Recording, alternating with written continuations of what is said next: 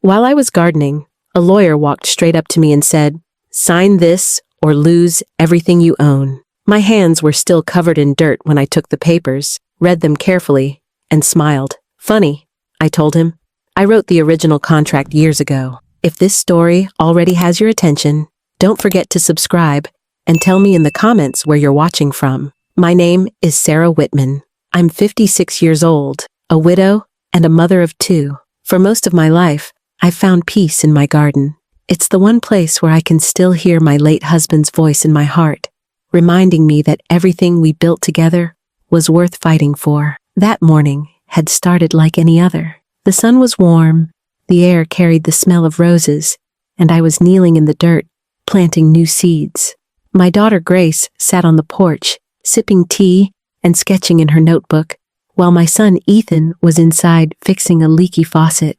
It was an ordinary day, quiet and calm, but beneath that peace, there was always an awareness in me. My husband and I had built not just a home, but a small business that supported our family for decades. After his passing, I promised to protect it, no matter what came our way. People had tried before to take advantage of me, assuming I was too fragile, too inexperienced without him by my side. But I had learned more from him than they realized. Grace must have sensed my thoughts, because she looked up from her notebook and asked, "Mom, don't you ever worry that someone might try to come after what you and Dad built?" I smiled at her question, brushing soil from my hands. "If they come knocking, Grace, I'll be ready. Your father taught me more than anyone knows." She nodded, but the look in her eyes told me she wasn't fully convinced, and I couldn't blame her. In a world where power and greed often overshadow fairness, even family legacies could be threatened. What I didn't know was that within the hour, her worry would prove right, because that was the day a lawyer walked into my garden, handed me a set of papers, and tried to strip me of everything I owned. I was still kneeling in the soil, brushing dirt from my gloves, when I heard heavy footsteps crunch across the gravel. At first, I thought it was a neighbor passing through, but when I looked up, a man in a gray suit stood at the edge of my garden. He was holding a leather briefcase and a stack of papers thick enough to make my chest tighten before I even knew what they were. He didn't greet me, didn't ask permission to step onto my property. He walked right up to me, set the papers on the small garden table, and said, "Mrs. Whitman, sign these or lose everything you own." The words cut through the calm of the morning like a knife. For a second, I wondered if I'd heard him right. Lose everything? I rose slowly, brushing my hands against my jeans, my mind racing. Grace stood up on the porch, her notebook slipping from her lap, and called, "Mom, who is that?" The man didn't even glance at her. He just tapped the papers and said, "Time is short. If you refuse to sign, we'll move forward in court. You'll lose the house, the business, all of it." My heart pounded, but I forced myself to stay calm. "And who exactly are you representing?" I asked. He gave a thin smile. "Mr. Richard Hale." The name hit me like a blow. Richard Hale had once been my husband's rival in business, a man who had tried more than once to undercut our deals. He had always been bitter that we outmaneuvered him years ago in a property dispute. I hadn't heard his name in years, but now here he was again, sending this slick lawyer to intimidate me. Before I could respond, Ethan stormed out of the house, wiping his hands on a rag. He saw the papers on the table and the stranger standing too close to me, and his face darkened. "Who are you, and what are you doing here?" he demanded, stepping between me and the lawyer. The man didn't flinch. "I already said, I represent Mr. Hale. Your mother has no legal standing to keep this property. Sign the transfer documents, and we'll make the process simple. Refuse, and she'll lose everything in court." Grace had pulled out her phone by then, her hands trembling but steady enough to start recording. "This doesn't sound right," she said, her voice sharp. "You can't just barge onto someone's property and threaten them like this." The lawyer finally turned toward her, his smile thin and condescending. "Miss, your mother knows this is serious. There's no point dragging this out. She'll save herself trouble by signing." Now Ethan slammed his fist on the table, rattling the papers. "Get off this property before I throw you off myself." "Ethan," I said quickly, laying a hand on his arm. My son was ready to fight, but I knew anger wouldn't win this battle. This wasn't about fists or shouting. It was about strategy. and I couldn't let him lose his temper. I turned back to the lawyer and met his gaze directly. If you're so sure about your case, why don't you explain exactly what gives Richard Hale the right to claim my house and my business? He adjusted his tie, clearly annoyed by my calmness. Your late husband signed agreements years ago. There was a loophole, one Mr. Hale has every right to enforce. These papers finalize the transfer. Once signed, this property and business will belong to him. If not, the courts will decide, and believe me, you won't like the outcome. Inside, my stomach twisted, but outwardly, I remained steady. Then I'll need time to review them, I said. The lawyer shook his head quickly. There is no time. You either sign now or face the consequences, Grace muttered under her breath. This is blackmail. Ethan nodded fiercely, his fists still clenched at his sides. But I didn't answer them. I kept my eyes on the lawyer. In that moment, I understood what was happening. This wasn't a legal demand. It was intimidation. He wanted me to panic, to sign without reading, to surrender what my husband and I had built with our bare hands. He thought because I was a widow in my 50s, with dirt still clinging to my gloves, I would fold under the pressure. I picked up the top sheet of paper, scanning the opening lines, my eyes moving faster than he expected. The wording felt familiar, almost too familiar. Something deep in my memory stirred, and I realized I had seen phrasing like this before. My pulse slowed. This wasn't new, this was recycled. I set the paper down gently and looked at him. You've made one mistake, I said evenly. You assume I don't understand what's in these pages, but you'll find I know more than you think.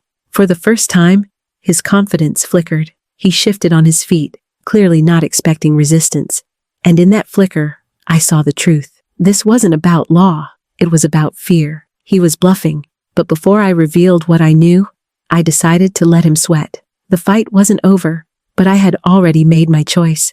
I wasn't signing a thing. The lawyer stood stiffly by my garden table, tapping his pen against the stack of documents, as if the sound alone would push me into signing. Ethan hovered close by, his temper simmering, while Grace kept her phone steady, recording every second. My pulse was quick, but my mind had already begun to clear. This wasn't a moment to panic. This was a moment to think. I sat down at the table, the same place where I usually sipped tea while trimming roses, and pulled the papers toward me. My gloves still carried bits of soil, and the irony wasn't lost on me. Here I was, in the middle of tending life in the garden, now forced to tend to a battle for the very life of my family's legacy. The lawyer's voice dripped with arrogance. Mrs.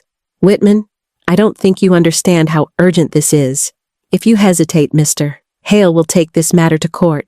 You'll be drained dry by legal fees, and you'll lose anyway. I ignored him and began reading line by line. The words were dense, but they were not foreign to me. I recognized the phrasing, the structure, even the awkward punctuation in certain sections. A memory surfaced.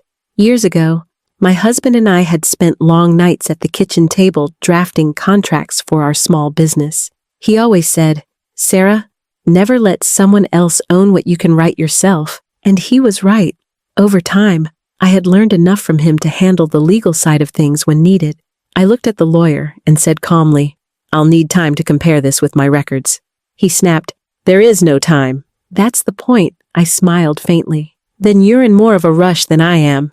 That tells me everything I need to know. Ethan leaned toward me, his voice low but heated. Mom, you don't have to put yourself through this.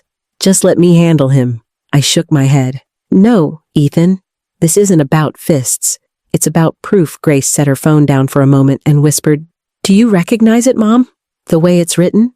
I nodded, tapping one section with my finger. Yes, this wording, I wrote it years ago. He's using my own contract against me, but he doesn't realize I know every line better than he does. The realization filled me with strength. What had begun as a wave of fear was transforming into steady resolve. If Hale thought sending his lawyer into my garden would scare me into surrender, he had underestimated me. I wasn't just a widow clinging to memories. I was a woman who had stood shoulder to shoulder with her husband in building a business from nothing. I excused myself for a moment and went inside. In the study, I opened the old oak filing cabinet that still smelled faintly of cedar. Tucked neatly inside were the original contracts, bound in a worn folder labeled in my husband's handwriting. I ran my fingers across his script and felt his presence beside me, steadying me. When I returned to the garden, I laid the folder on the table with deliberate care. The lawyer raised an eyebrow but said nothing. I opened the file, sliding out the original agreement, yellowed slightly with age but still crisp and legible. "Here," I said, pointing to the relevant section. "This is the contract your client is trying to twist.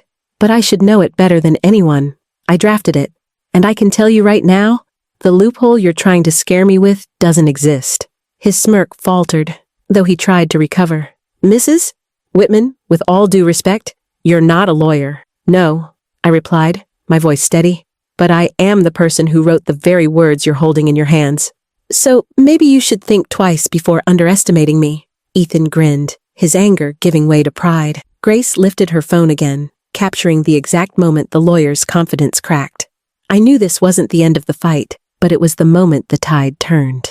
The fear that had crept into me when he first arrived was gone, replaced by clarity. I wasn't signing anything. Instead, I was preparing for a confrontation on my terms, with truth and evidence in my corner. As I closed the folder, I looked him in the eye and said, "You wanted me to sign away my life's work in the middle of my garden. Instead, you've just reminded me how much stronger I am when I stand my ground." The lawyer didn't respond right away. He adjusted his tie, shuffled the papers, and tried to regain his composure. But I had seen the shift in his eyes. He knew I wasn't the easy target he expected, and that was the beginning of his downfall. The lawyer stood across from me, his jaw tight, his pen still clicking in his hand. For a man who had walked into my garden full of arrogance, he now looked like someone who wasn't so sure of himself anymore. Ethan crossed his arms, glaring at him like he was ready to drag him off the property at any second. Grace steadied her phone again, capturing every word. I laid both sets of papers on the garden table, his glossy stack and my old, worn contract folder. The contrast was striking. His looked official and intimidating, but mine carried history, truth, and the ink of my husband's hand. "Let's go through this, shall we?" I said, keeping my tone calm. "Here's your document. It claims Richard Hale has authority over my property because of a so-called loophole. But right here," I tapped the original paper, "is the clause that closes it completely. This line was added by me, witnessed, and signed off by my husband. And here's the kicker. You wouldn't know that unless you were sitting at my kitchen table the night it was written." The lawyer leaned in, scanning the text, his confidence slipping with every second. His lips parted like he wanted to argue, but the words never came. "Funny," I said with a steady smile. "You expected me to be too scared to read what you put in front of me, but I wrote the original contract years ago. Every word, every comma. I know it better than anyone." The silence that followed was thick. Grace zoomed in with her phone, and I caught the smallest flicker of panic in the lawyer's. Ethan chuckled under his breath, shaking it. "Guess you didn't see that coming, did you?" The lawyer tried to recover. "Mrs. Whitman, you're misinterpreting. Contracts evolve. Judges may see it differently." I pushed the folder toward him. "Then you'd better hope the judge likes being handed proof of fraud and harassment, because that's exactly what you'll be serving him. My lawyer will be very interested in seeing how you barged into my home, threatened me with lies, and tried to steal what doesn't belong to your client." That was when the neighbors started to notice. Mrs. Donnelly, who lived next door, had been walking her dog along the fence and paused, peering over with wide eyes. "Everything okay, Sarah?" she called. Behind her, Mr. Carlson set down his rake and crossed his yard, curiosity pulling him closer. Within minutes, a small handful of familiar faces gathered, their attention fixed on the scene unfolding in my garden. The lawyer shifted uncomfortably, realizing this wasn't just a private conversation anymore. His attempt to intimidate me had turned into a public spectacle. He cleared his throat, clutching his briefcase a little too tightly. "Mrs. Whitman, perhaps we should discuss this privately. No need for an audience." I straightened my shoulders and shook my head. "No, you made this public the second you walked onto my property and threatened me in front of my children. So, the audience stays." The neighbors exchanged whispers, some pulling out their own phones. The lawyer's face reddened. He had wanted me silent and afraid, but now he was the one being cornered. Ethan stepped closer, his voice low but sharp. You came here thinking you could scare my mom. Instead, she's about to make you look like a fool in front of half the block," Grace added softly. "And the internet." She lifted her phone a little higher. The lawyer's mask of arrogance crumbled. He snapped his folder shut and tried to gather his things. "This isn't over," he muttered. I leaned forward slightly, locking eyes with him. "Oh, it's over. Tell Richard Hale he can come himself next time, though I suspect he won't be so eager after today. And if either of you tries this again, I'll make sure a judge sees exactly how far you've already crossed the line." His face tightened, but he said nothing more. With stiff movements, he shoved the papers back into his briefcase and turned toward the gate. The neighbors didn't hide their stares as he hurried out, his polished shoes crunching the gravel far faster than when he had arrived. When the gate clicked shut behind him, the garden filled with the sound of relieved laughter and applause. Ethan clapped me on the back, beaming with pride. "Mom, you were brilliant. I've never seen anyone take him apart like that." Grace slipped her arm around me, her smile. "You didn't just win. You showed him, and everyone else, that knowledge is more powerful than intimidation." I looked down at the worn folder still on the table. The ink of my husband's handwriting stared back at me, strong and steady even after all these years. I felt tears sting my eyes, not from fear anymore, but from pride. He thought he could take everything from us, I whispered, but he forgot who he was dealing with. The neighbors offered kind words before drifting back to their yards, still buzzing about what they had just witnessed. My family and I stayed in the garden, the roses swaying gently in the breeze, the air finally free of the heavy weight that man had carried in with him. I had not only defended my home and my business that day, I had defended my husband's memory, my children's future, and my own dignity, and I had done it with calm, steady truth. That was a victory no one could steal. When the lawyer disappeared through the gate, it felt as though the air itself shifted. The garden, which only minutes earlier had been charged with tension and hostility, seemed to breathe again. The roses swayed gently in the breeze. The soil smelled sweet and grounding, and for the first time that morning, I felt steady in my own skin. Ethan exhaled loudly and tossed the rag he was still holding onto the table. "Mom, I swear, I thought I was going to have to throw that guy out myself. But you," he shook his head, a grin spreading across his face. "You didn't just handle him, you destroyed him." Grace wrapped her arm around my shoulders, still clutching her phone in the other hand. "I got the whole thing recorded. If Hale tries to push this any further, we'll have proof of everything. You didn't let him win, Mom. You made him look powerless." I reached for the worn folder, the one that held the original contracts my husband and I had drafted years ago. Running my fingers across the cover, I felt his presence as clearly as if he were standing beside me. He had always believed in preparation, in never letting anyone else control our destiny. That wisdom had carried me through this moment. "Your father would have been proud," I whispered, my voice soft but sure. The neighbors who had gathered by the fence lingered a little longer, offering kind words before heading back to their yards. Mrs. Donnelly patted my arm and said, "Sarah, you reminded all of us that we don't have to be bullied into silence." Her words stayed with me long after she left. Over the next few days, word spread quickly. Friends and colleagues called, some shaking their heads in disbelief that Richard Hale was still trying to stir trouble after all these years. Others laughed when I told them how his lawyer had been caught off guard in my own backyard. The story traveled further than I expected. Grace even shared the recording online, and the messages that poured in from strangers surprised me. People wrote things like, "This gave me courage to stand up for myself," and "I wish I had your strength when I faced something similar." At home, Ethan became quieter, more thoughtful. One evening, as we sat at the dinner table, he finally said, "Mom, I think I've always seen you as someone who needed protecting since Dad passed. But today showed me that you don't need anyone to fight your battles. You're tougher than any of us realized." I smiled at him. "I've always been tough, Ethan. I just don't always need to show it. But when it matters, I do." He nodded, a hint of pride lighting up his eyes. Grace, too, seemed changed by what happened. She often replayed the video, not for the drama, but for the lesson. "You weren't loud. You weren't angry.